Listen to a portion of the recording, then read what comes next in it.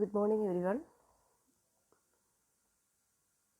Today we discussed about neural and hormonal control of respiration. Respiration is normally an involuntary activity, however voluntary breathing movements are also possible. The nervous system normally adjusts the rate of breathing almost exactly to the demands of the body so that the oxygen pressure and the carbon dioxide pressure in the arterial blood are hardly altered even during heavy exercise and most other types of respiratory stress.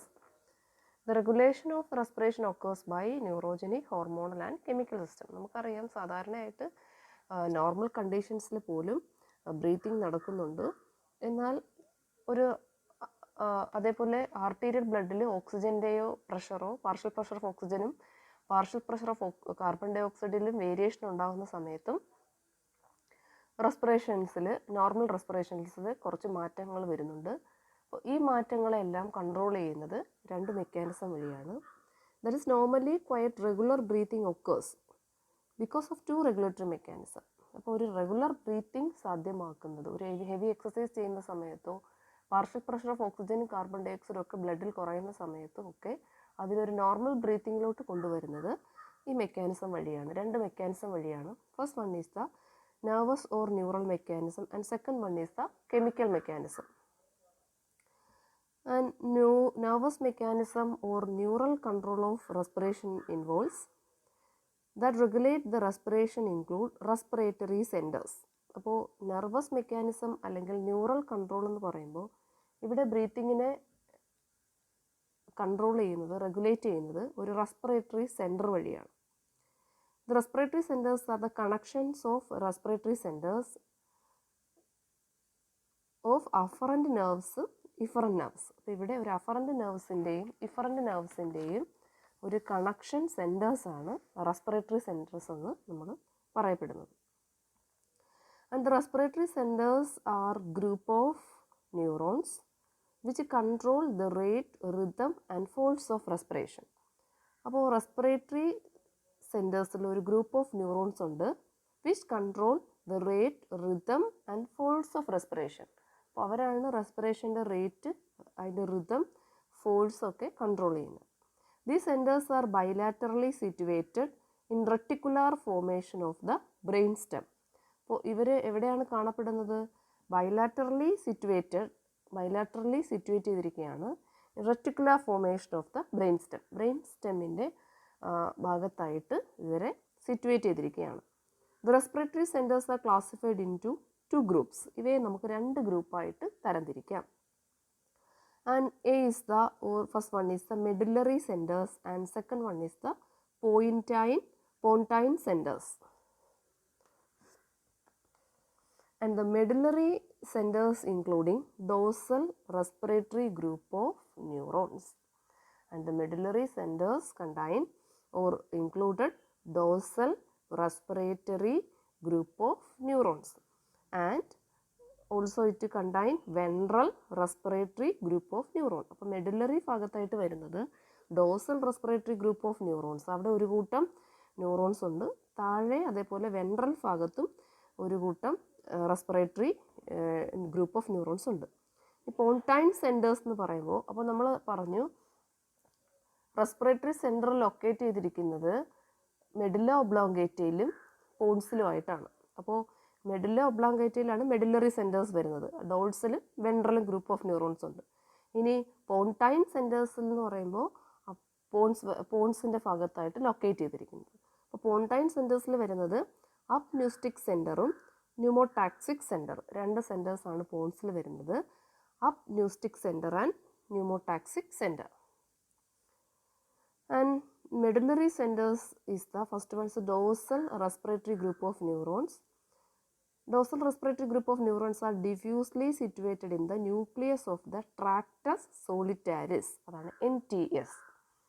These dorsal respiratory group of neurons are diffusely, അവർ ആഴത്തിൽ nucleus of the ട്രാക്ടസ് സോളിറ്റാരിസ് എന്ന് പറഞ്ഞ ഭാഗത്താണ് ഇവർ കാണപ്പെടുന്നത്. Which is present in the upper part of the medulla oblongata. ഇത് medulla ഒബ്ലോങ്കേറ്റയുടെ മുകൾ ഭാഗത്തായിട്ടാണ് കാണപ്പെടുന്നത്. അതുകൊണ്ടാണ് ഇതിനെ നമ്മൾ മെഡുലറി ഗ്രൂപ്പ് ഓഫ് ന്യൂറോൺസ് എന്ന് വിളിക്കുന്നത്. മെഡുലറിയുടെ ഡോൾസൽ പാർട്ടിൽ കാണപ്പെടുന്നവർ. Usually these neurons are collectively called inspiratory centre. അപ്പോൾ ഇവരെ നമ്മൾ വിളിക്കുന്ന പേര് ഇൻസ്പിറേറ്ററി സെൻറ്റർ എന്നാണ്. All the neurons of dorsal respiratory group are inspiratory neurons and generate inspiratory ramp by the virtue of their autorhythmic property. അപ്പോൾ ഇവരെന്താ ചെയ്യുന്നത്? ഇവിടെ കാണപ്പെടുന്ന ഡോൾസൽ റെസ്പിറേറ്ററി ഗ്രൂപ്പിൽ കാണപ്പെടുന്ന എല്ലാ ന്യൂറോണുകളും ഇൻസ്പിറേറ്ററി ന്യൂറോൺസ് ആണ്. ആൻഡ് ജനറേറ്റ് ഇൻസ്പിറേറ്ററി റാപ്പ്, അതായത് ഇൻസ്പിറേഷൻ ആവശ്യമായ ഒരു സപ്പോർട്ട് കൊടുക്കലാണ് ഇവരുടെ പ്രധാനപ്പെട്ട ജോലി. അതായത് ശ്വാസം അകത്തേക്ക് എടുക്കുന്ന സമയത്ത് ഇവരാണ് അവിടെ ആക്ട് ചെയ്യുന്നത്. By the virtue of their autorhythmic property. എന്താണ് ഇവരുടെ ഓട്ടോ റിതമിക് പ്രോപ്പർട്ടി കൊണ്ട്? Their mainly major function is dorsal group of neurons are responsible for basic rhythm of respiration. അപ്പോൾ സാധാരണ ഇവരുടെ ജോലി it plays the most fundamental role in the control of respiration. The nervous signals originating in this center are transmitted to the respiratory muscle. അപ്പോൾ ഈ ഭാഗത്ത് നിന്നാണ് നമ്മുടെ respiration ആവശ്യമായ സിഗ്നൽസ് ഒറിജിനേറ്റ് ചെയ്യുന്നത്. This centre are transmitted to the respiratory muscles. ഇവരത് respiratory മസിൽസിലോട്ട് transfer ചെയ്യുകയും mainly the diaphragm it mainly causes inspiration. അപ്പോൾ ഇവർ ഇൻസ്പിറേഷന് കാരണമാകുന്നു. And this is the picturization of dorsal medullary group, that is the inspiratory neuron. They active in 2 seconds. 2 സെക്കൻഡ്സിനുള്ളിൽ തന്നെ ഇവർ activate ചെയ്യുകയും ഡയഫ്രം ആൻഡ് എക്സ്റ്റേണൽ ഇൻ്റർകോസ്റ്റൽസ് കോൺട്രാക്ട് ചെയ്യുകയും normal quite inspiration നടക്കുകയും ചെയ്യും. അപ്പോൾ ഇവർ ആക്ടിവേറ്റ് ചെയ്ത് കഴിഞ്ഞാൽ ഡയഫ്രവും എക്സ്റ്റേണൽ ഇൻ്റർകോസ്റ്റൽസ് ഒക്കെ നമ്മുടെ ലങ്സുമായിട്ട് ബന്ധപ്പെട്ട ഭാഗങ്ങളെല്ലാം ചുരുങ്ങി അവർ പെട്ടെന്ന് തന്നെ ഇൻസ്പിറേഷന് വേണ്ടിയിട്ട് അവിടെ തങ്ങി നിന്ന ഓക്സിജനെ തള്ളി ബ്ലഡിലോട്ട് വിട്ടിട്ട് അവിടെ അപ്പോഴത്തേക്ക് അടുത്ത ഒരു ശ്വാസം എടുക്കുന്നതിന് തയ്യാറാവുകയും നോർമൽ ക്വയറ്റ് ഇൻസ്പിറേഷൻ നടക്കുകയും ചെയ്യുന്നു. അടുത്ത 3 സെക്കൻഡുകളിൽ തന്നെ അവർ ഇനാക്ടിവേറ്റ് ആവുകയും diaphragm and external intercostal relax ചെയ്യുകയും followed by elastic recoil of lungs, normal quiet expiration. അപ്പോൾ ഇതാണ് അതിൻ്റെ processing chart. During normal quiet ബ്രീത്തിങ്ങിൻ്റെ സമയത്ത് ഈ ഡോർസൽ റെസ്പിറേറ്ററി സെൻറ്ററിൻ്റെ function. And next is the ventral respiratory group of neurons. These are present in the nucleus ambiguous and nucleus retroambiguous. അപ്പോൾ ഇവർ കാണപ്പെടുന്ന ഒരു പ്രധാന ഏരിയയാണ് ന്യൂക്ലിയസ് ആംബിഗ്വസ് ആൻഡ് ന്യൂക്ലിയസ് റിട്രോആംബിഗ്വസ്. അപ്പോൾ ഇത് ടെക്സ്റ്റിലില്ലാത്ത കുറച്ച് എക്സ്ട്രാ പോയിൻ്റ് ആണ്. ഇത് നിങ്ങൾക്ക് വേണമെങ്കിൽ ഈ കുറച്ചും കൂടെ സ്പെസിഫിക് ആയിട്ട് നമ്മൾ പറഞ്ഞുകൊണ്ടാണ് ഈ പോയിന്റ് ഞാൻ പറഞ്ഞത്. ഇത് വേണമെങ്കിൽ നിങ്ങൾക്ക് ഉൾപ്പെടുത്താം, അല്ലെങ്കിൽ ഇത് ഒഴിവാക്കിയിട്ട് പഠിക്കാം ഈ വാക്ക്. These 2 nuclei are situated in the medulla oblongata, anterior and lateral to the nucleus of tractus solitaris. ഇവയെ നമ്മൾ ഈ വെൻട്രലിലുള്ള ഇവയെ നമ്മൾ കളക്റ്റീവ്ലി വിളിക്കുന്ന പേര് എക്സ്പിറേറ്ററി സെൻറ്റർ എന്നാണ്. Ventral respiratory group has both inspiratory and expiratory neurons. അപ്പോൾ ഡോസലിൽ നമ്മൾ പറഞ്ഞ ഇൻസ്പിറേറ്ററി മാത്രമേ ഉള്ളൂ, എന്നാൽ വെൻട്രലിൽ ഇൻസ്പിറേറ്ററിയും എക്സ്പിറേറ്ററിയും ന്യൂറോൺസ് കാണപ്പെടുന്നുണ്ട്. ഇവയുടെ ഫങ്ഷൻ എന്ന് പറഞ്ഞാൽ ഇറ്റ് മെയിൻലി കോസസ് എക്സ്പിറേഷൻ. അപ്പോൾ എക്സ്പിറേഷൻ ഉണ്ടാക്കുന്നു. The expiratory center turn off the excitation of the diaphragm and allows elastic recoil of the lung and the chest wall to cause expiration. അപ്പോൾ ഇത് റീകോയിലിങ്ങിന് ഒക്കെ ലങ്സിൻ്റെ റീകോയിലിനെ സഹായിക്കുകയും ചെസ്റ്റ് വാളിൽ നിന്ന് expiration ഈ പുറത്തോട്ട് ഗ്യാസിനെ വെളിയിൽ കളയാനായിട്ട് സഹായിക്കുകയും ചെയ്യുന്നു. സോ ഫങ്ഷൻ ഇതാ നമ്മൾ പറഞ്ഞത് breathing and during quiet breathing and become active during forced breathing. During forced breathing, these neurons stimulate both the inspiratory muscles and expiratory muscles. ഒരാൾ ശ്വാസം മുട്ടുന്ന ഒരു സ്റ്റേജിൽ വരുമ്പോൾ ഇത് രണ്ടും ഒരേ സമയത്ത് ആക്ടിവേറ്റ് ആവും. ഇതാണ് ഇതിൻ്റെ പ്രത്യേകത.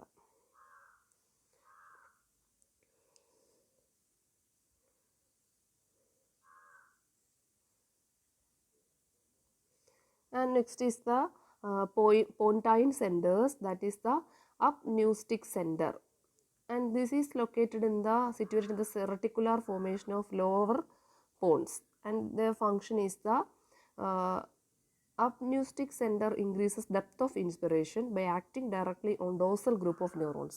ഇവരുടെ ഫങ്ഷൻ ഇവർ ഡോസലിയാണ് ലൊക്കേറ്റ് ചെയ്തിരിക്കുന്നത്. ഇവർ ഇവരുടെ പ്രത്യേകത എന്ന് പറയുന്നത് റെറ്റിക്കുലാർ ഫോമേഷൻ ഓഫ് ലോവർ പോൺസിലാണ്. ഇവർ ഇൻസ്പിറേഷൻ്റെ ഡെപ്ത് കൂട്ടുന്നത് ഇവരുടെ ആക്ടിവിറ്റി കൊണ്ടാണ്. ഇവർ ആക്ടിവേറ്റ് ആകുമ്പോൾ ഇൻസ്പിറേഷൻ്റെ ഡെപ്ത് കൂടുകയാണ് ചെയ്യുന്നത്.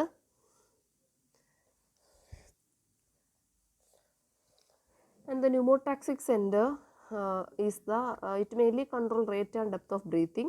The primary effect of this center is to control the switch off point of the inspiratory movements. അപ്പോൾ ഇൻസ്പിറേറ്ററി മൂവ്മെൻറ്റ്സിൻ്റെ സ്വിച്ച് ഓഫ് പോയിൻ്റ് എന്ന് പറയുന്നത് ഈ ന്യൂമോടാക്സിക് സെൻ്ററാണ്. This controlling the duration of filling phase of the lung cycle. The function of the pneumotaxic center is primarily to limit inspiration. അപ്പോൾ ഇൻസ്പിറേഷനെ limit ചെയ്യുക എന്നതാണ് pneumotaxic സെൻ്ററിൻ്റെ പ്രധാനപ്പെട്ട ഫംഗ്ഷൻ. സോ ലൊക്കേറ്റ് ചെയ്തിരിക്കുന്ന dorsal lateral part of the reticular formation in upper പോൺസിലാണ്. ഇവർ form ചെയ്തിരിക്കുന്നത് മീഡിയൽ, പാരാബ്രാങ്കിയൽ and സുപ്രാബ്രാങ്കിയൽ ന്യൂക്ലിയയിൽ നിന്നാണ്. ഈ സുപ്രാബ്രാങ്കിയൽ ന്യൂക്ലിയസിന് നമ്മൾ വിളിക്കുന്നൊരു പേരാണ് വെൻട്രൽ പാരാബ്രാങ്കിയൽ ഓർ കോളിക്കർ ഫ്യൂസ് ന്യൂക്ലിയസ്. അപ്പോൾ കോളിക്കർ ഫ്യൂസ് ന്യൂക്ലിയസ് എന്നതിനെ വിളിക്കും. അപ്പോൾ നിങ്ങൾക്ക് ഈ വാക്കുകൾ പഠിക്കാൻ വേണമെങ്കിൽ ആ ഒരു ഇത് എക്സ്ട്രാ ആണ്, അത് ഒഴിവാക്കാം. എന്നിട്ട് ഇത് ജസ്റ്റ് ഇത് മാത്രം നമുക്ക് ഫോളോ ചെയ്താൽ മതി. ഇത് ലൊക്കേറ്റ് ചെയ്തിരിക്കുന്ന ഈ ന്യൂമോടാക്സിക് സെൻറ്റർ ലൊക്കേറ്റ് ചെയ്തിരിക്കുന്ന dorsally in the superior portion of the പോൺസിലാണ്. It mainly control rate and depth of breathing. Primary effect of this center is the control the switch off point of the inspiratory movements, thus controlling the duration of the filling phase of the lung cycle. The function of the pneumotaxic center is primarily to limit inspiration. To control the medullary respiratory center ആണ് ഒരു പ്രധാനപ്പെട്ട function. And this is the organization of respiratory center of man ആണ് ഈ പിക്ചറിൽ കൊടുത്തിരിക്കുന്നത്. കണ്ടാൽ നമുക്കറിയാം pneumotaxic centre is located in dorsally and this is the fourth ventricle region, and the dorsal respiratory group of inspiration controlling neurons are located here, and the ventral respiratory group of neurons or expiration and inspiration neurons are located here, and the vagus and glossopharyngeal nerve and the respiratory motor pathway controlling neuronal channels are here. So here the pneumotaxic center is the switch off center. That is the pneumotaxic center activate, so it can switch off the inspiratory movements at the time of normal quiet inspiration. This pneumotaxic center activate and switch off the inspiratory activity. And this is the organization of respiratory center in man.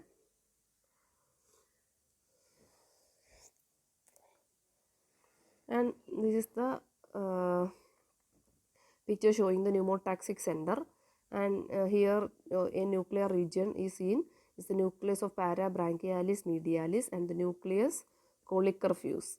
These nucleus are located in the pneumotaxic center, and the upneumatic center is the below pneumotaxic center, and this is the dorsal respiratory groups, that is contain nucleus tractus solitaris and NTS, and the ventral respiratory group that is it contain Board-Singer complex, nucleus retroambiguous, etc. അപ്പോൾ ഇത് കുറച്ച് detail ആയിട്ടുള്ളത് വേണമെന്നില്ല, ഞാൻ just നിങ്ങൾക്കൊന്ന് അറിഞ്ഞിരിക്കാൻ വേണ്ടി ഈ പിക്ചറൂടെ കാണിച്ചതേ ഉള്ളൂ. അപ്പോൾ ഇതൊക്കെ കൺട്രോൾ ചെയ്യുന്ന ഗ്രൂപ്പ് ഓഫ് ന്യൂറോൺസ് ലൊക്കേറ്റ് ചെയ്തിരിക്കുന്ന ഏരിയയാണ് ഈ കാണിച്ചിരിക്കുന്ന പോൺസിലോട്ട് വരുന്ന ഏരിയാസ്.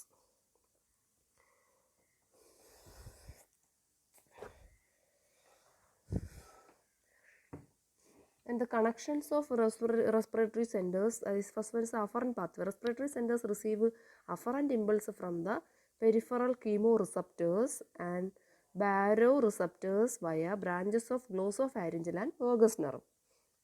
സോ നമ്മൾ പറഞ്ഞു, അപ്പോൾ ഈ ഇങ്ങനെ അഫറൻറ്റ് പാത്വേയിൽ മെസ്സേജസ് റെസ്പിറേഷൻ്റെ മെസ്സേജിൻ്റെ ഇമ്പൾസ് പാസ് ചെയ്ത് പോകുന്നത് റെസ്പിറേറ്ററി സെൻറ്റേഴ്സ് റിസീവ് ചെയ്യുകയാണ്. എവിടെ നിന്നാണ്? പെരിഫറൽ കീമോ റിസപ്റ്റേഴ്സും ബാരോ റിസപ്റ്റേഴ്സും വഴി ബ്രാഞ്ചസ് ഓഫ് ഗ്ലോസോഫാരിഞ്ചൽ ആൻഡ് വോഗസ് നെർവിൽ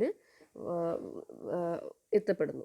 അതായത് അഫറൻറ്റ് പാത്വേ വഴിയാണ് എങ്ങനെയാണ് ഒരു റെസ്പിറേഷൻ്റെ അല്ലെങ്കിൽ റെസ്പിറേഷൻ റെഗുലേഷൻ്റെ ഒരു ഇമ്പൾസ് കടന്നു വരുന്നതെന്ന പാത്വേ ആണ് നമ്മൾ പറയുന്നത്. അപ്പോൾ അവിടെ കുറച്ച് റിസപ്റ്റേഴ്സ് കാണപ്പെടുന്നുണ്ട്. അവരെ നമ്മൾ വിളിക്കും പെരിഫറലിൽ കാണുന്ന കീമോ റിസപ്റ്റേഴ്സ് ഓർ ബാരോ റിസപ്റ്റേഴ്സ് എന്ന് നമ്മൾ വിളിക്കും.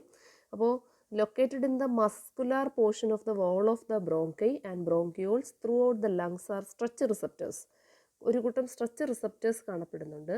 ഈ stretch receptors that transmit signal in to the dorsal respiratory centre. അപ്പോൾ stretch receptors of lungs via vagus nerve. Stretch receptors വഴി ലങ്സിൽ നിന്ന് വാഗസ് നെർവിലോട്ട് ഇമ്പൾസുകൾ എത്തുകയും these signals affect inspiration in much the same way as signals from the pneumotaxic center. അപ്പോൾ ഈ signals ആണ് ഇൻസ്പിറേഷൻ ഉണ്ടാക്കുന്നത്. അതേസമയം തന്നെ ന്യൂമോടാക്സിക് സെൻറ്ററിൽ നിന്ന് ഒരു സിഗ്നൽസ് വരികയും ചെയ്യുന്നു. അപ്പോൾ നമ്മൾ പറഞ്ഞു ന്യൂമോടാക്സിക് സെൻറ്റർ എന്ന് പറയുന്നത് സ്വിച്ച് ഓഫ് സെൻറ്ററാണ്. അപ്പോൾ ആവശ്യത്തിന് ഇൻസ്പിറേഷൻ ആക്ടിവിറ്റി നടന്നു കഴിഞ്ഞാൽ അതിനെ സ്വിച്ച് ഓഫ് ചെയ്യാനുള്ള മെസ്സേജും അതേസമയം തന്നെ വരുന്നുണ്ട്. സോ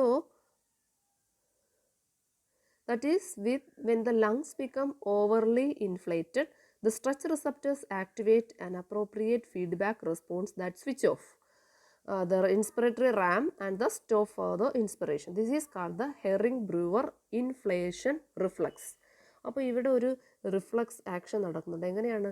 നമ്മുടെ ഇൻസ്പിറേറ്ററി സെൻറ്റർ ആക്ടിവേറ്റ് ആയി അവിടെ ആവശ്യത്തിന് ഇൻസ്പിറേഷൻ നടന്നു കഴിഞ്ഞാൽ ഇൻസ്പിറേറ്ററി നോർമൽ ബ്രീത്തിങ്ങിനുള്ള ഇൻസ്പിറേറ്ററി ഗ്യാസസ് എത്തിക്കഴിഞ്ഞാൽ ഉടൻ തന്നെ ഒരു സ്വിച്ച് ഓഫ് മെക്കാനിസം ന്യൂമോടാക്സിക് സെൻറ്ററിൽ നിന്ന് സഡനായിട്ട് വരികയും ആ മെക്കാനിസം വന്ന് ഇൻസ്പിറേഷന് ഒരു റാമ്പും ആൻഡ് ദ സ്റ്റോപ്പ് ഫോർദർ ഇനി റെസ്പിറേഷൻ വേണ്ട എന്ന് പറഞ്ഞ് സ്റ്റോപ്പ് ചെയ്യിക്കുന്നു. ഇതിനെ വിളിക്കുന്ന പേരാണ് Herring-Brewer inflation reflex. This reflex is known as the Herring-Brewer, H-E-R-I-N-G, Herring-Brewer, B-R-E-U-E-R, Herring-Brewer inflation reflex. This reflex also increases the rate of respiration as is true for signals from the pneumotaxic center. ഈ reflex ആണ് rate of റെസ്പിറേഷനെ increase ചെയ്യിക്കുന്നതും as is true for signals from the pneumotaxic center.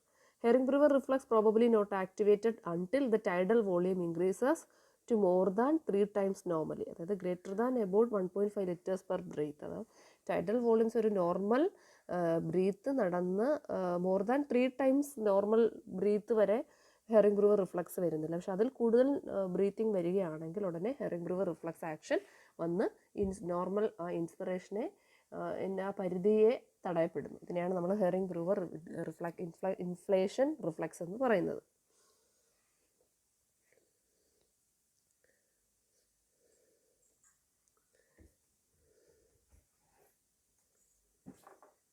And next is the factors affecting respiratory centers are the major factors that affecting the respiratory centers are impulse from higher centers that force the breathing and the impulse from stretch receptors of lungs, that is Herring-Brewer reflex, that is inflation and deflation, and the impulses from J receptors of lung, that is pathological apnea, and the impulse from irritant receptors of lung, and the impulse from baroreceptors causes decrease in blood pressure and inhibition of respiration, and impulse from chemoreceptors, impulse from proprioceptors, impulse from pain receptors, impulse from thermoreceptors. അപ്പോൾ ഇങ്ങനെയുള്ള സെൻറ്റേഴ്സിൽ receptors ഇവിടെ വരുന്ന സമയത്ത് normally ഇത് ഇൻസ്പിറേഷൻ്റെ റേറ്റിനെ respiratory സെൻറ്റേഴ്സിൻ്റെ ഫങ്ഷനെ effect ചെയ്യും. അതുകൊണ്ടാണ് നമുക്കൊരു പനി, ഒരു അസുഖം അല്ലെങ്കിൽ ഒരു വേറെ എന്തെങ്കിലുമൊക്കെ പ്രശ്നങ്ങൾ വരുമ്പോൾ നമ്മുടെ റെസ്പിറേഷനിൽ ചേഞ്ചസ് ഉണ്ടാകുന്നത്. And this is the Herring-Brewer reflex inflation reflex reaction, and the normal inspiration occurs the tidal volume more than 1000 ml.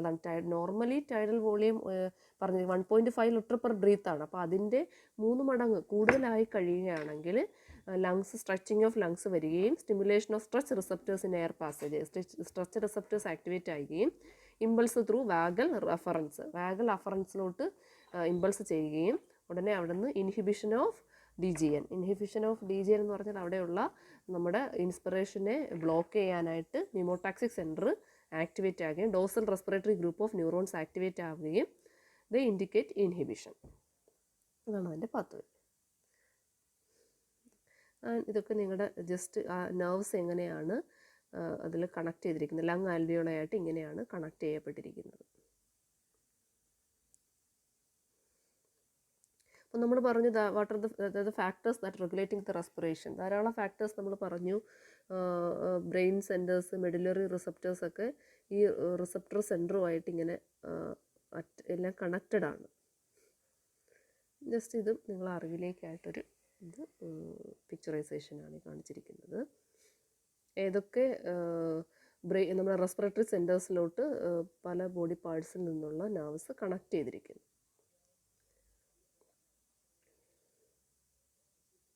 Next is the chemical mechanism or hormonal control. Hormonal control പറയുന്നുണ്ട്, പക്ഷെ അത് നമുക്കത്ര important ആയിട്ട് വേണ്ട. അതിനൊരു evidence ഇല്ല. Hormones നമ്മുടെ respiratory ആക്ടിവിറ്റിയെ control ചെയ്യുന്നതായിട്ടുള്ള ഒരു evidence ഇതുവരെ ഇല്ലാത്തതുകൊണ്ട് അത് വേണ്ട. Next is the chemical mechanism. And then chemical mechanism of regulation of respiration is operated through the chemo receptors. And the chemical regulatory mechanism adjusts ventilation in such a way that the alveolar partial pressure of carbon dioxide is normally held constant.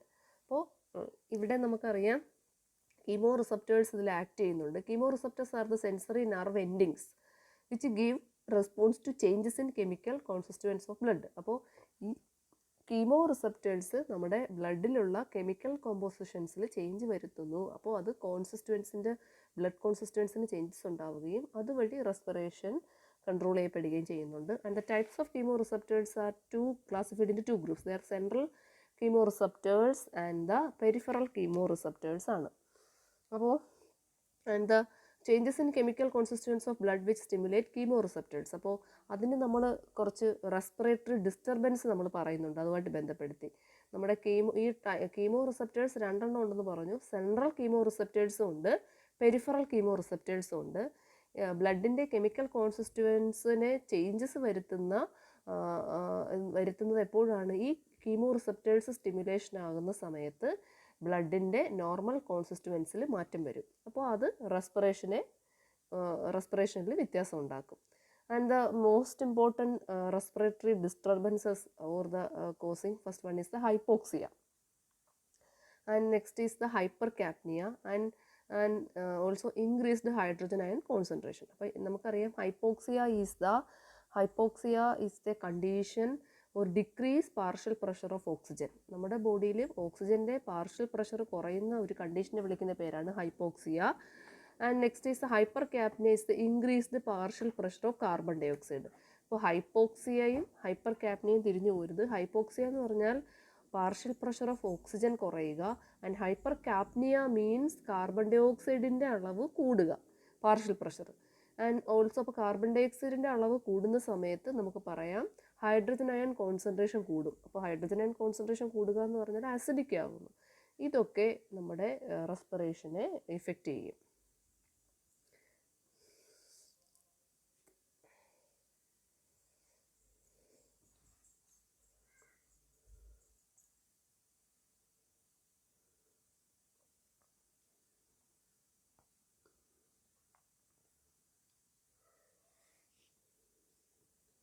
അപ്പോൾ ഇവിടെ കൊടുത്തിട്ടുണ്ട് respiratory സെൻറ്റേഴ്സിലെ ന്യൂറോൺസിനെ ഈ act slowly but effectively. വളരെ പതുക്കെയായിരിക്കും action ചെയ്യുന്നത്, പക്ഷേ ഇഫക്റ്റായിട്ടായിരിക്കും action ചെയ്യുന്നത്. 70 to 80% of increased ventilation.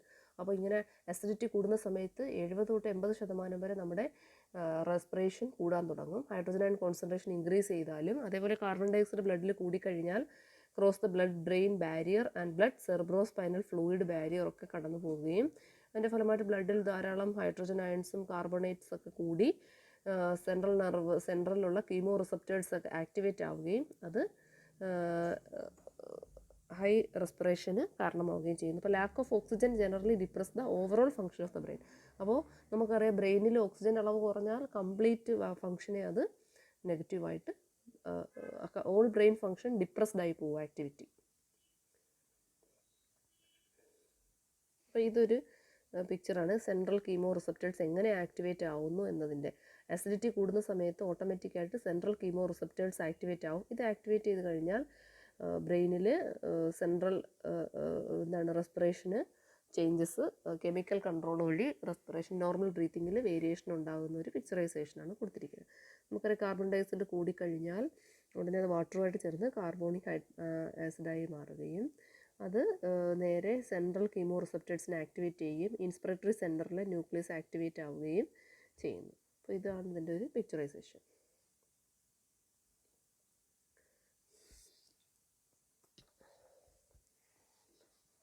അപ്പോൾ ഇനി കുറേ അധികം ഉണ്ടാകുമ്പോൾ നിങ്ങൾക്ക് ആവശ്യമില്ല.